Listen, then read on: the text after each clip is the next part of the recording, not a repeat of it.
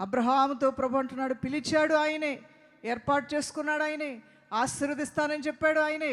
తను పిలిచినటువంటి అబ్రహాము యొక్క వినయ విధేయత ఎంతలా ఉన్నది తెలుసుకోవాలని మాత్రమే బలి అర్పణగా ఇవ్వమన్నాడు. ఆయనకి ఎంతో ఇష్టమైంది, ఆయన ఎంతో ప్రేమించినటువంటిది. అది వస్తువు కాదే, అది రక్త సంబంధం. తన పోలికలో ఉన్నటువంటి ప్రియ కుమారుడు, ఎన్నో సంవత్సరాల నిరీక్షణకు ప్రతిఫలముగా, విశ్వాసానికి ప్రతిఫలముగా దేవుడిచ్చిన బిడ్డ. వాగ్దాన పుత్రుడు అని నువ్వే చెప్పావు కదా, మరలా నువ్వే బలి ఇవ్వమంటున్నావే. నేను తిరగబడలేదు.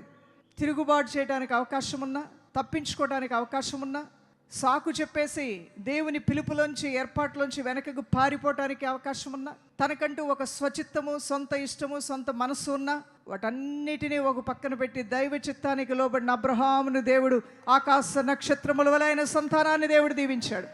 What a dedication, what a commitment, what a obedience.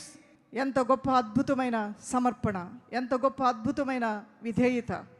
అలాంటి వ్యక్తి యొక్క జీవితంలో ప్రభు ఆయన జీవిత కాలం అంతా జ్ఞాపకం చేసుకుంటూ కాచి కాపాడుతూ ఉన్న నమ్మదగిన దేవుడు దైవజనమా.